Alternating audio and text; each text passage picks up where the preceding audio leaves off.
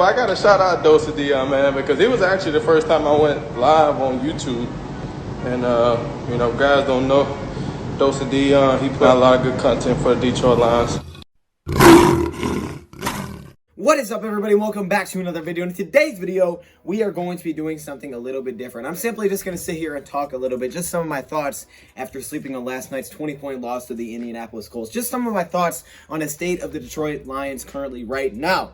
Okay, because look, I don't have the film yet. Hopefully we get that possibly tonight because I want to dive into that. I want to see things again because during the game, your memory is kind of skewed. Something could be better than I thought. Something could be worse than I thought. I don't really know. So I want to go back and watch the film for the offense and defensive side of the ball for sure.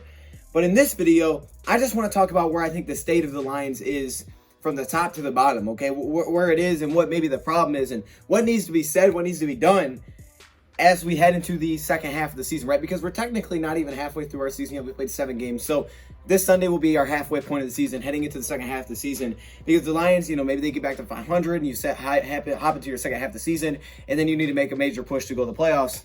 Before we get into that part, I think there needs to be some things that are discussed about what this team is doing right now. And I think it starts with accountability, and I think it starts from the top, and it works its way down throughout the coaches, throughout the players, and everything like that. Now, this offseason, the ownership, they put out a thing that said, hey, look, Matt Patricia, Bob Quinn, you guys have to be playoff contenders, all right? That's your mandate. And that basically tells me that, hey, if you don't get there, you're going to be fired. Now, we don't exactly know what playoff contender means. It's not like, here's how many wins you have to get, here's what seed you have to be. We don't really know that. We just know playoff contender.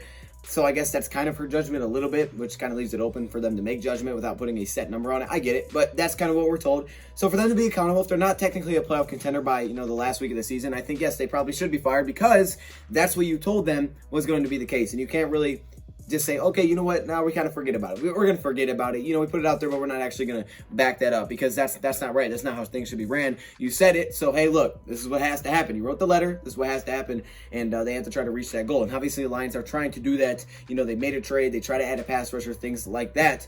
But I think right now, coming back off of this game, Matt Patricia, he needs to take a look at this entire team, and there needs to be accountability held everywhere, okay? Everywhere, because everybody has part of the blame from last game. I mean, it does. There's nothing really that great in this game. There might have been like a little aspect of the game that I thought was pretty good, but aside from that, for the most part, I mean, this game was pretty much a mess from everybody, from the offense to the defense to the players. It really wasn't that great. There was really no great standout performances. I thought Marvin Hall did pretty well. I thought Marvin Hall did really well when he stepped in. There was a few guys that did their thing, but for the most part, it was kind of a mess as a whole. As a unit, as a whole, it was a mess. And I think Matt Patricia has to look at this, and me and T talked about it a little bit yesterday. You're 3-4 right now. You look at your upcoming schedule, you have maybe 2 or 3 games that you're going to be favored in, maybe. Aside from that, you're probably not going to be favored in many of your games. So technically on paper, you're not going to be a playoff contender at the end of this season, right? Because if you go by what we've seen so far, most of the time, if you're playing a team that's favored to beat you, you're probably going to lose that game. So in that case, we're not in a good spot to be a playoff contender for him to get his job back. So I think that's where accountability has to start. All right, let's start off with last night's game. Let's start off with the fact that Matthew Stafford, I was thinking about this morning, the fact that Matthew Stafford was in the game, down 3 touchdowns with about 6 minutes to go. Why was he in the football game? Now, Stafford didn't play great. I'm not trying to come out here and say he played a great game. Heck no, he didn't play no dang great game. This is not a good game for Matthew Stafford. Now, we'll dive into the film, and I think there's reasons that put him in bad positions because I really think there are positions to fail as a player team. We'll get into that in a second. But he didn't play a good game. He made a lot of mistakes. And the fact is you're down by 20 points and there's no accountability held. And it's not only him, but there's no accountability held to the fact that this dude's getting beat up. The guy was sacked 5 times and he's on the field. Why is he on the field? I'm thinking to myself, what in the world were we risking there? Why are we thinking that it's okay to leave Stafford on the field down by 20 points? What are we trying to salvage, trying to make the game look closer? The game's over, man. The game's over. Protect your quarterback at the very least because we already know what happens if he goes down. If you think there's any chance to be in a playoff contender, without that guy, it won't happen. So there's no reason that he was on the field. All right, that's the first thing. I think that's the first thing that needs to be addressed because why was Stafford left on the field there?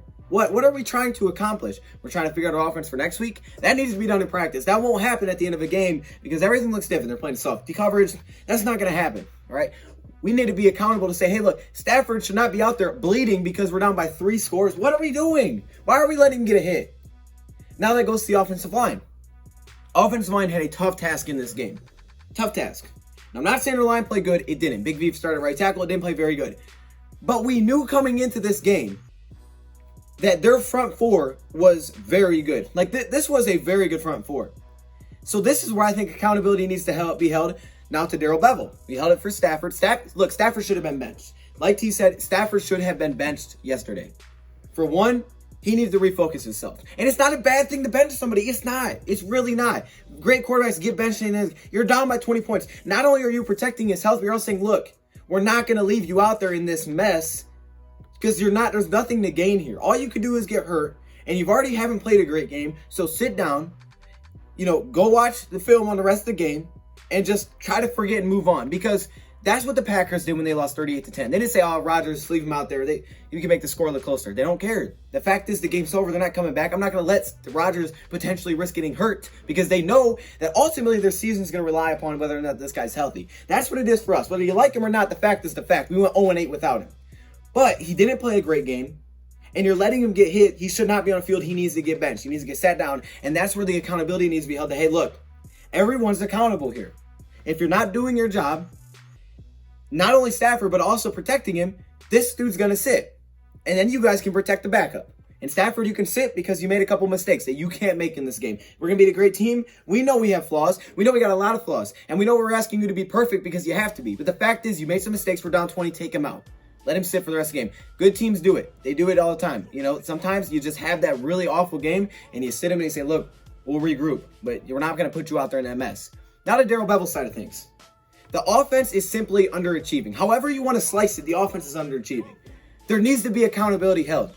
And that's where Patricia needs to be a head coach and say, look, you're responsible for whatever the heck we're putting on the field right now. Because I know it's not the worst in the league, but it's not as good as it should be. We have way too much talent to be putting the product on the field that we are. Look at this. I went through these numbers really quick this morning. In the first half, here's the Lions' possessions. This is embarrassing. This is really embarrassing. 6 possessions in the first half. We had 23 plays in 6 possessions. We held the ball on offense for 5 minutes and 47 seconds. We basically averaged less than a minute per possession. We had 3 plays, 2 plays, 3 plays, 4 plays, 3 plays, and then 8 plays. The only time we went over 4 plays in a drive was on our last drive in a 2-minute drill with 50 seconds to go get in field goal range, which Matt Prater missed. But the thing is, that needs to be held accountable. Matt Patricia needs to say, hey, look, Darrell Bevell, this offense ain't producing.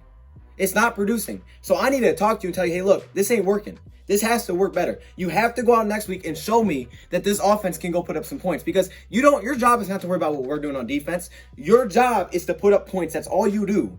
And you're not doing it. This offense is not putting up points at a high enough level to beat good teams. You won't beat Tampa Bay. You won't beat the Titans. You won't beat any good team if you can't put up points. We're not going to beat Chicago. We won't put up the Packers. We're going to face good defenses. And if you can't put up points unless you can run because you're facing a bad run defense, we're not going to beat good teams, because that's really what it's been. If you look at the entire year, if a team can shut down a run, we're done. And that shouldn't be the case, because for years we haven't had a run. We've had a better offense. It's like we're just trying to force feed it. So something needs to change. Whatever that may be, Darrell, you got to change that. Because now I'm Matt Patricia. I'm putting you on the hot seat. I'm putting that pressure on you to make a change, to make it better.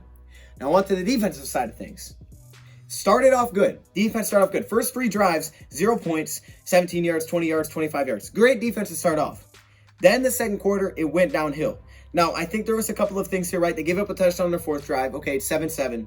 Their 5th drive, it was that stupid Shelton penalty that kept the drive alive, because that drive should have ended. That drive should have ended, and they kept it alive. They scored. And then the next time, they scored starting at the Lions' 48-yard line.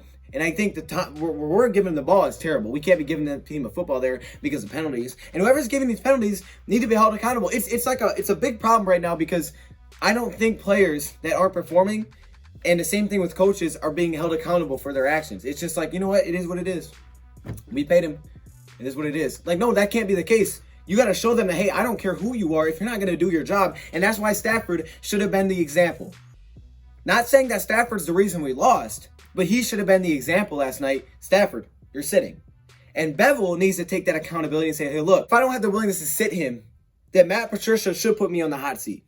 Because if I don't think he's a problem, then there's something wrong with this offense. If Darrell Bevell don't think that Stafford played a bad game, something's wrong with this offense. Because that means you did nothing and Stafford was still playing well. What are we doing? Okay? What are we doing? Accountability is a problem everywhere. Defensively, when a player makes a penalty, they need to be held accountable for that. And I don't know what goes on in practice. But I'm just saying Stafford should have been the example last night. And we didn't set it. We didn't set the example that Stafford could get benched. It doesn't matter who you are, you're going to get benched. That's one thing the Lions have done before. They benched him against the Cardinals. And we saw Aaron Rodgers get benched, right?